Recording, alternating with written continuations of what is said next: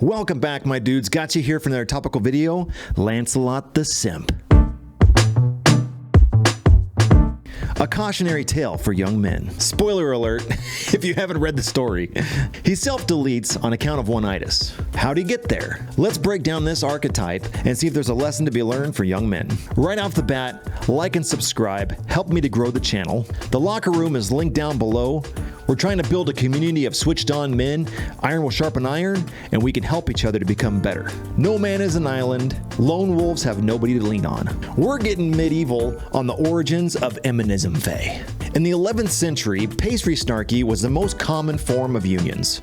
Most weddings in those days were business ventures. Dowries were paid to the groom to give him a good head start on his new family. Stark contrast onto nowadays, where most women come with $20,000 of college debt. Minimum. After negotiations were settled with the father, the groom would pour a glass of wine and offer it to his would-be bride. After she drank that wine, it was symbolic for her acceptance of the contract. There was no term for slave in the Hebrew. It was always servant, willfully serving. But the church decided, hold my beer, we've got other plans. Now, some arranged marriages worked fine, but most were purely for show and for generational wealth. And that's how we ended up with courtly love. You see, adultery was rampant in the 11th century, and most people could not be bothered by it. Come to find out, when marriages were arranged, there wasn't much genuine desire. And it's important to remember, in those times, the Catholic Church was really trying to modify modern man's behavior. You couldn't just walk into a group of savages and immediately start making demands. Barely even human. Therefore, the church would sanction a lot of pagan rituals in order to keep butts in the seats. Kind of like today, modern churches accepting only fools models. How much money do you have at this point? 9 million. Or like trunk or treat. You're probably gonna die. Christmas, or Christ Mass, was originally Saturnalia. Everyone would dress up in elaborate costumes and wear masks and party hard. Like, really hard. It was a massive orgy. Therefore, the children of that time had no idea who their fathers were. You see this pop up all the time in the old stories. The children never know who their parents are. But then later on, the churches would alter these stories to reflect the fact that, like, their parents died or something, or they were orphaned, and yeah, that's the ticket. That's what happened. It seemed it was very beneficial to the ruling class to have a bunch of bastards running around. Because if they needed certain quotas filled, they could just send that kid over to the thatcher, or to the blacksmith, or to the baker. Therefore, the poor, when they hit the age of 6, they were sent off to learn trades. And they wouldn't care because they didn't even know who their dads were. Those who could afford a horse were trained for war and became knights. Courtly love. And that's how we get to this story of Lancelot the Simp. Essentially, the story is just really good propaganda. You see, the noble ladies in the 11th century were really bored and they loved to read smut. In those days, it was termed amour de courtiers, or courtly love. These stories were full of counter-church notions that instead of owing your man the debt due to him of your sensuality in exchange for children, protection, and provision, instead, your womanhood would only be given on the premise that he earns your affection. Nailed it! Through great feats of strength, virtue, and literary prowess. No more duty booty. Genuine desire or nothing at all. But the ruling class took hold of this as a very useful tool to control men. You see, in those times, men were squabbling over land and growing great groups of mercenaries and fighting against each other to take over land. And the king thought to himself, what do men like more than land? Women. And thus we find the origin of the honey trap. The king would come up with a chivalric code. Chivalry literally just translated as good on a horse. The code in most cases would outlaw combat amongst the nobles. And these chivalric codes would differ greatly depending on the group. Some of them were benevolent and be like, be nice to ladies, open doors, throw yourself on a puddle. Others were more authoritarian and tyrannical and would say, slay all the infidels. Creton de Troyes wrote in the 13th century that a knight had the right to struggle snuggle. So in efforts to control men's behavior and stop the infighting, the tales of King Arthur and Lancelot were told. It's important to remember in those days, adultery meant nothing. They were constantly having parties, if you know what I mean. The church was trying its best to crack down on it, but it was not uncommon for a woman to be married but then have a lover. known as a knight. Women from the dawn of time have always had a dual mating strategy. They want the beta's provision, but the alpha's love. That's why you always get stories like the Notebook, the Titanic.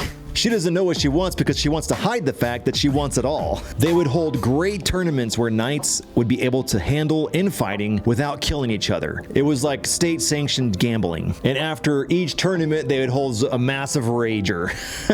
Of course, the church hated this, and they tried everything they could to stop it. And the lords would use the ladies as a great way to control the men. Enter the story of Lancelot, the great simp. These stories were peddled to try to persuade men that courtly love was a far more superior and true love and the best way to a woman's heart. And the ladies would send these men on great quests to earn their love. You see, Lancelot was orphaned as a youth and raised by a single mom, the Lady of the Lake. Not a great start here. The Lady of the Lake stole him away from his mother after his father had died in battle and would not tell him who his parents were until he became the best knight in the land. No pressure.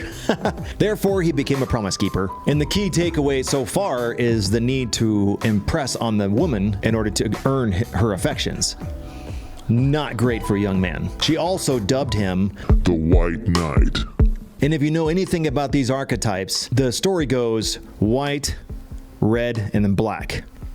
You see this in modern martial arts. The white belt is not the top. The black belt is the top. You see, in those days, white was symbolic for not having any experience. And a white knight was the most nerdy of the knights. White was kind of symbology for pride, the most arrogant. 僕に怒りを抑えろと命令したのか? 下手に出てやってればいい気になるなよ、You look through culture and see all these symbols of the white knight. They're always this pontious, arrogant, stiff-lipped jack wagons. And it's hilarious because you see that he presents himself as the white knight who has honor, respect, and dignity, yet he sleeps with his lord's lady.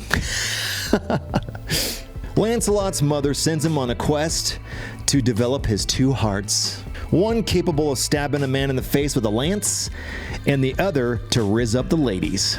It was actually very important in those days for a warrior to become integrated with his lover. You weren't allowed to carry a weapon unless you spent a lot of time in the garden first. You gotta know what you're fighting for. If you're training a dude only to be in the warrior archetype, that's how you end up with the SS soldiers, capable of all kinds of terrible things. He excelled both in swordplay and maxed out his aura with the ladies, and became Arthur's right-hand man. Perhaps he was too good at being the Rizzler, because when Arthur sent him to pick up his lady, she fell in love with him. Lancelot then develops Oneitis for Guinevere. Oneitis is essentially the pagan myth of the soulmate. The pagans believed that when the gods created mankind, they were one being, unified. But they were afraid that if they left them that way, that they'd be too powerful and come after the gods. So they split them into two, and that way they'd be too busy searching for their other half to come after the gods. Hamstring these bastards. The belief in the myth has been infiltrated in the minds of man forever, and with the most terrible, debilitating side effect, Oneitis. Leads to a lot of self-deletion. And you see that all through the stories and the archetypes. But the funny part about this story is that Queen Guinevere feels so much guilt for her infidelity that she renounces both Lancelot and Arthur and joins a nunnery. What's going on? Well, I'm a whore. Therefore, Lancelot gets so depressed that he starves himself. Through these stories, they were adequately able to beta-tize the men into obedience through their weak point, the ladies. These stories would also serve as a cautionary tale for young men who identify too much with the lover archetype. But when you hear these stories told, they never focus on that part of the aspect. You see, in the original stories, the Lady of the Lake leads Merlin on and promises herself to him if he teaches her his secrets. And once she learns all the secrets, she traps him in a rock for eternity. Even Merlin couldn't resist simping to his own demise. The takeaway. Courtly love was adultery between a knight and a noblewoman. It always placed the frame in the woman's hand in order for women to gain control over men, the earliest form of eminism fae, besides Ashtaroth. So you could see how these stories got legs. eggs. But it's important to aim for balance in relationships. You gotta be your girl's king and her lover. Too much emphasis on the king leaves your girl wanting. Perfect is boring. King energy is orderly, logical, self-sacrificing, predictable, and boring. With every archetype, there is a shadow side, and the tyrant is the shadow side of the king. Too much emphasis on the lover will beta-tize you. Slowly, concession after concession, you end up worshiping the feminine. This is polarized in two different ways: the impotent lover and the addicted lover. The addicted type, you see those all the time in archetypes. The lip lickers. Those fools will lick anything.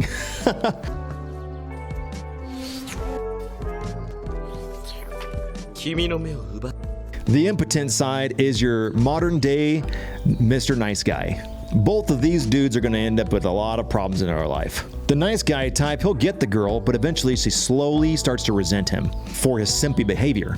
Women want a man that just gets it. She wants all the archetypes: the king, the warrior, the lover, and the magician.